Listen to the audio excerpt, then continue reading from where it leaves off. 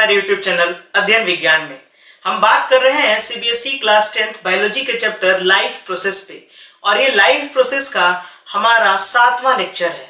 जिस किसी ने भी पहले के 6 लेक्चर्स ना देखे हों वो ऊपर दिए हुए आई बटन पे क्लिक करके पहले के 6 लेक्चर्स देख सकता है। तो शुरू करते हैं।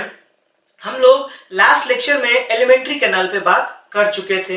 जैसा कि मैंने आप लोगों को बताया था कि ह्यूमन डाइजेस्टिव सिस्टम 2 पार्ट्स में होता है। एक तो उसका होता है एलिमेंट्री कैनाल और दूसरा होता है डाइजेस्टिव ग्लैंड्स। तो एलिमेंट्री कैनाल पे हम लोग बात कर चुके हैं। आज हम लोग बात करेंगे डाइजेस्टिव ग्लैंड्स पे।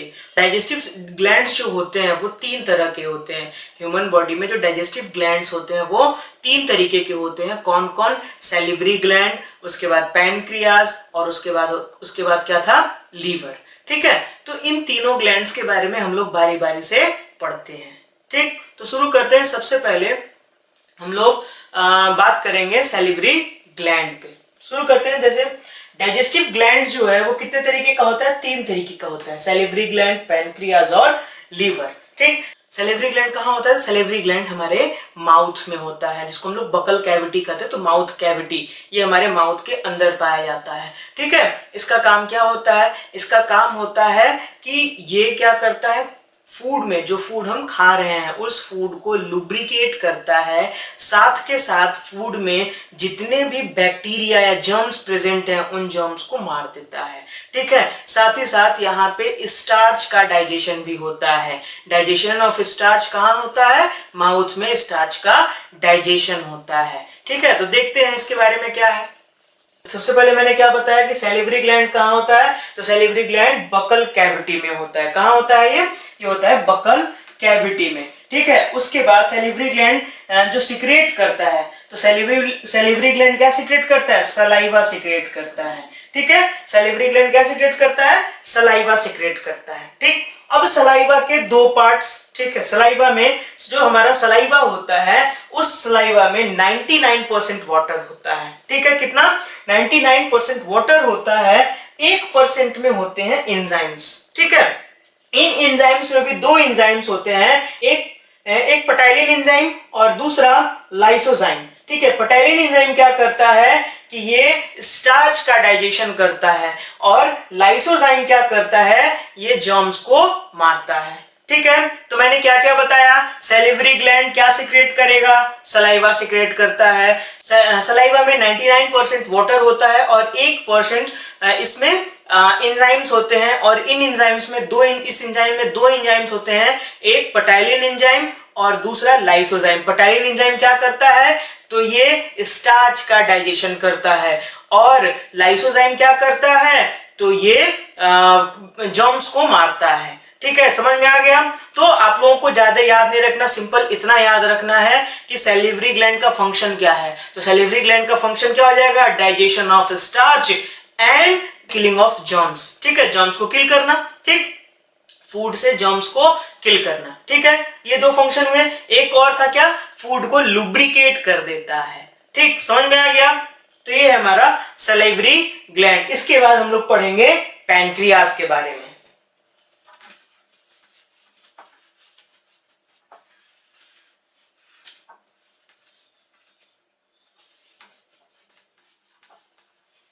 हाँ, तो ये है सेकेंड डाइजेस्टिव ग्लैंड, जिसको कि हम कह रहे हैं पैनक्रियाज, जिसको हम लोग कहते हैं पैनक्रियाज। ठीक है, पैनक्रियाज क्या होता है?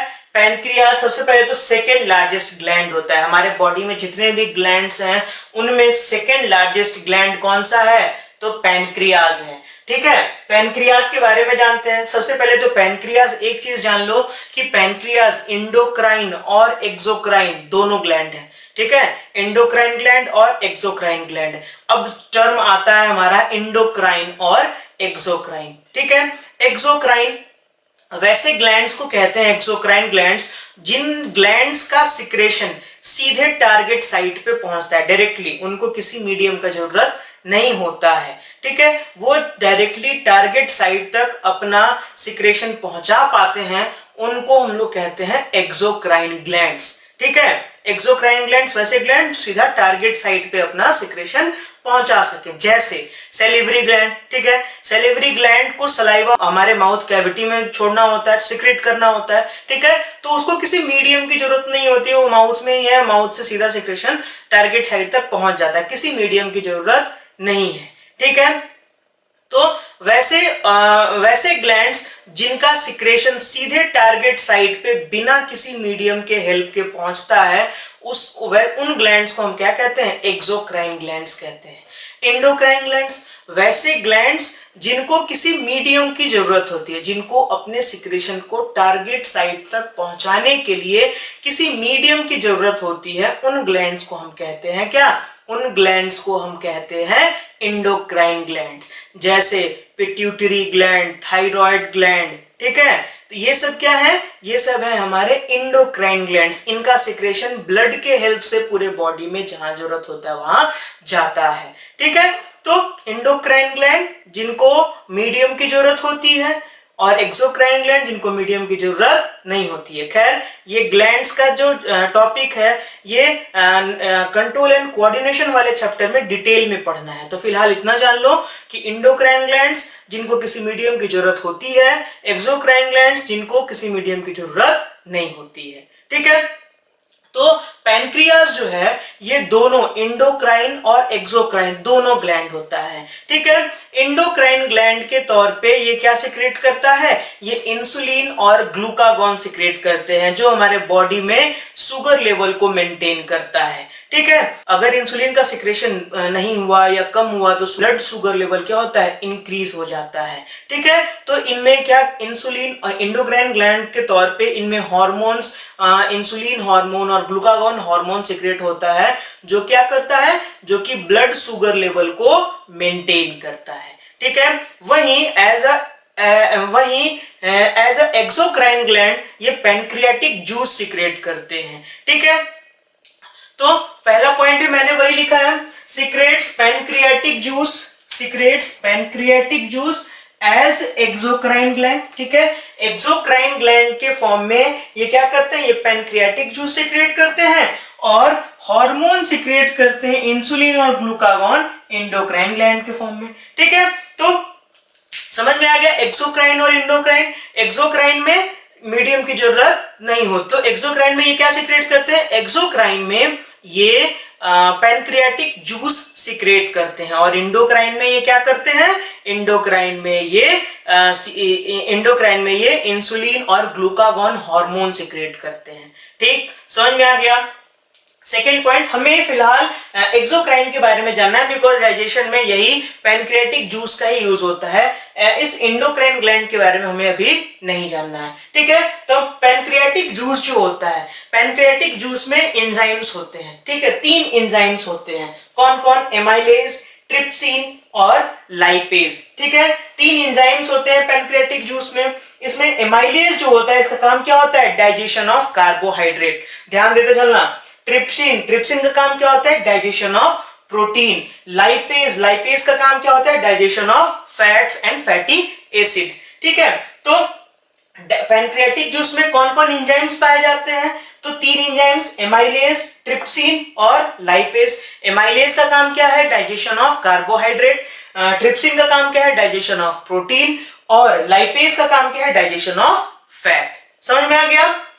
उसके बाद एक लास्ट पॉइंट है कि pancreatic juice is also called complete digestive juice. ठीक है, पैनक्रियाटिक जूस को कंप्लीट डाइजेस्टिव जूस भी कहा जाता है। क्यों कहा जाता है? क्योंकि ये पैनक्रियाटिक जूस जो होता है वो फूड में डाइजेशन कंप्लीट कराता है। जैसे स्टोमक में क्या था? स्टोमक में एंजाइम्स जब आए तो फूड का वहां चर्निंग हुआ और वहां प्रोटीन का डाइजेशन हुआ। ठीक है, लेकिन उसके बाद जब स्टोमक से फूड स्मॉल इंटेस्टाइन में पहुंचता है तो स्मॉल इंटेस्टाइन में इस फूड से एब्जॉर्प्शन होता है। उससे पहले ये जो पहला जो डियोडेनम वाला पार्ट होता है, जहां से स्टोमक एंड होता है और स्मॉल इंटेस्टाइन शुरू होता है, उस पार्ट को कहते हैं डियोडेनम। डियोडेनम वाले पार्ट में जो है वहां ये पैनक्रियाटिक जूस के जो तीनों एंजाइम्स हैं वो फूड के साथ मिल जाते हैं और फिर फूड का डाइजेशन कर देते हैं, कंप्लीट डाइजेशन कर देते हैं। अब स्मॉल इंटेस्टाइन में जाने के बाद सिर्फ एब्जॉर्प्शन का काम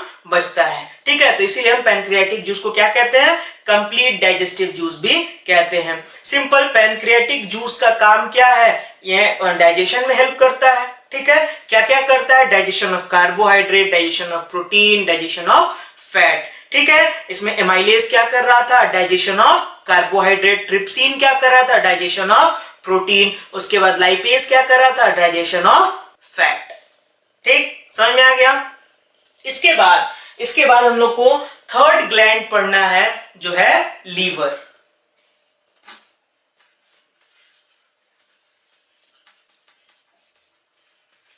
हाँ, तो अगला है लीवर। लीवर क्या होता है, ठीक है।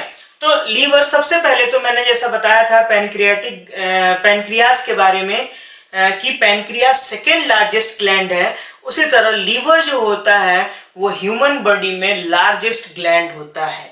तो लार्जेस्ट ग्लैंड, एक्सोक्राइन या इंडोक्राइन, किसी भी तरह के ग्लैंड में लार्जेस्ट ग्लैंड कौन सा है, तो लार्जेस्ट ग्लैंड है हमारा लीवर। ठीक है, लीवर हेवीएस्ट ऑर्गन भी बोला जाता है, इसका वेट अप्रोक्सीमेटली 1.5 kg के अराउंड होता है। ठीक है, तो अगर हेवीएस्ट, सबसे भारी ऑर्गन भी देखें हम ह्यूमन बॉडी में, तो सबसे भारी ऑर्गन कौन सा है, लीवर। सबसे भारी ऑर्गन कहें या ग्लैंड कहें, दोनों क्या है, लीवर। ठीक है, इसका वजन अप्रोक्सीमेटली 1.5 kg के आसपास होता है। ठीक, तो अभी तक मैंने लीवर के बारे में क्या बताया, लीवर के बारे में मैंने बताया कि लीवर क्या है, ये लार्जेस्ट ग्लैंड है और साथ ही साथ ये क्या है, हेवीएस्ट ऑर्गन या फिर ग्लैंड है। ठीक है, उसके बाद लीवर होता क्या है, तो एक ट्रायंगुलर शेप का बाइलोब्ड स्ट्रक्चर होता है। ठीक है, लीवर क्या होता है, लीवर ट्रायंगुलर शेप का बाइलोब्ड स्ट्रक्चर होता है। आप इस साइड डायग्राम देख सकते हैं, डायग्राम में साफ दिख रहा है कि लीवर क्या है, एक ट्रायंगुलर शेप का 2 लोब वाला स्ट्रक्चर होता है। ठीक है, अब इन 2 लोब्स के बारे में एक चीज सिंपल जान लो कि राइट साइड का जो लोब होता है वो बड़ा होता है और लेफ्ट साइड का लोब जो होता है वो छोटा होता है। ज्यादा कुछ जानना नहीं है, सिंपल इतना जानो लीवर के बारे में कि लीवर एक ट्रायंगुलर शेप का बाइलोब्ड स्ट्रक्चर होता है। ठीक है, उसके बाद लीवर का काम क्या है, लीवर का जो सबसे मेन फंक्शन है वो है मैन्युफैक्चरिंग ऑफ बाइल जूस। तो बाइल जूस का मैन्युफैक्चरिंग या बाइल जूस का प्रोडक्शन कहाँ होता है, तो बाइल जूस का प्रोडक्शन होता है लीवर में। ठीक है, और उसका स्टोरेज होता है गॉल ब्लैडर में। गॉल ब्लैडर आप इस साइड डायग्राम में देख सकते हैं कि गॉल ब्लैडर कैसा होता है। ठीक है, गॉल ब्लैडर में जो बाइल जूस है उसका प्रोडक्शन होगा लीवर में और फिर वो गॉल ब्लैडर में आके स्टोर होता है। ठीक है, उसके बाद ये बाइल जूस बाइल डक्ट के हेल्प से, ठीक है, ये बाइल जूस बाइल डक्ट के हेल्प से सीधा कहाँ जाता है, डिओडेनम में जाता है। ठीक, समझ में आ गया। तो सबसे मेन फंक्शन मैंने लीवर के बारे में क्या बताया कि प्रोडक्शन ऑफ बाइल जूस। ठीक, और बाइल जूस स्टोर कहाँ होता है, गॉल ब्लैडर में स्टोर होता है। ठीक, उसके बाद एक और फंक्शन है कि बाइल जूस क्या करता है, bile helps in digestion of fat. Bile किस में हेल्प करता है, डाइजेशन ऑफ फैट में। तो मैंने क्या क्या लिखा है, मैंने लिखा है, सबसे पहला पॉइंट ये लिखा है मैंने कि लीवर क्या है, लार्जेस्ट ग्लैंड है। दूसरा मैंने क्या बताया, ट्रायंगुलर बाइलोब्ड स्ट्रक्चर होता है। ठीक है, ये ट्रायंगुलर बाइलोब्ड स्ट्रक्चर होता है, आप इस साइड डायग्राम में देख सकते हैं।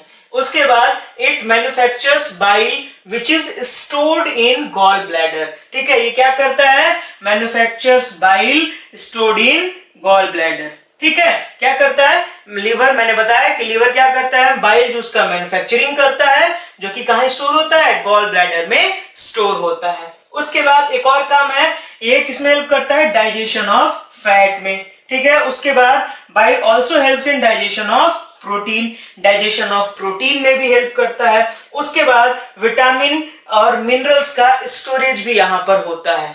वैसे बहुत सारा फंक्शन है लीवर के बारे में, फिलहाल इतना जान लो कि कुछ विटामिन हैं जिनका स्टोरेज कहाँ पर होता है, लीवर में होता है। उसके बाद कार्बोहाइड्रेट जो कि लीवर में ग्लाइकोजेन के फॉर्म में, ठीक है, कार्बोहाइड्रेट लीवर में स्टोर होता है ग्लाइकोजेन के फॉर्म में, उसका ब्रेकडाउन किया जाता है और उसका ब्रेकडाउन करके, ग्लाइकोजेन का ब्रेकडाउन करके ग्लूकोज बनाया जाता है और उसको ब्लड में रिलीज कर दिया जाता है। क्या लिखा मैंने? Carbohydrate stored as glycogen in liver. Carbohydrate जो ग्लाइकोजन के फॉर्म में लीवर में स्टोर्ड है आर ब्रोकन डाउन, उनको तोड़ा जाता है इनटू ग्लूकोज, उसको ग्लूकोज में तोड़ा जाता है और एंड रिलीज्ड इन ब्लड, उसको ग्लूकोज में तोड़ के उसके बाद उसको ब्लड में रिलीज कर दिया जाता है ताकि बॉडी में जो ग्लूकोज का डिमांड है या ग्लूकोज लेवल है वो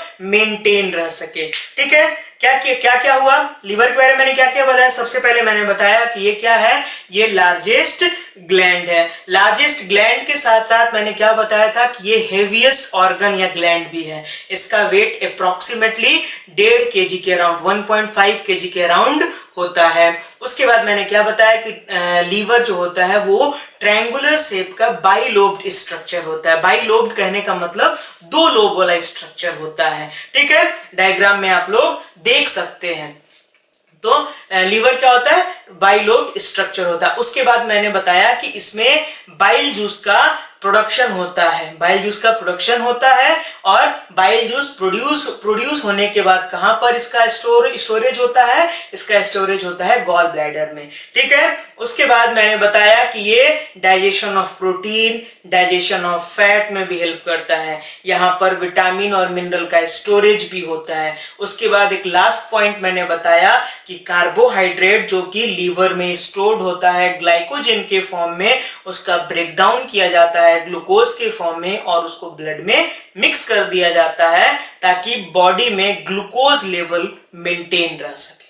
ठीक, समझ में आ गया? तो ये रहा हमारा लीवर। तो आज हम लोगों ने क्या क्या पढ़ा? आज हम लोगों ने डाइजेस्टिव ग्लैंड्स के बारे में पढ़ा। मैंने 3 तरह के डाइजेस्टिव ग्लैंड आप लोगों को बताया, जिसमें सबसे पहला था हमारा सैलिवरी ग्लैंड जो बकल कैविटी में होता है। उसके बाद मैंने बताया क्या? पैनक्रियाज जो सेकेंड लार्जेस्ट ग्लैंड है। उसके बाद मैंने बताया लीवर। इसके साथ हमारा डाइजेस्टिव सिस्टम समाप्त होता है। तो अगर किसी को डाइजेस्टिव सिस्टम से रिलेटेड कोई भी प्रॉब्लम हो या न्यूट्रिशन से रिलेटेड कोई भी प्रॉब्लम हो तो कमेंट बॉक्स में अपने क्वेश्चंस लिख दें। ठीक है, तो आज के लिए इतना ही। नेक्स्ट लेक्चर में हम लोग लाइफ प्रोसेस में और आगे बात करेंगे। तब तक के लिए स्वस्थ रहें, मस्त रहें, इसी तरह मुस्कुराते रहें और बने रहें अध्ययन विज्ञान के साथ। अगर आपको मेरा वीडियो पसंद आया हो तो इसे लाइक करें, शेयर करें, हमारे चैनल को सब्सक्राइब कर दें और बेल आइकन दबा दें ताकि हमारे फ्यूचर वीडियोस के नोटिफिकेशन आपको मिल सके। जय हिंद, वंदे मातरम।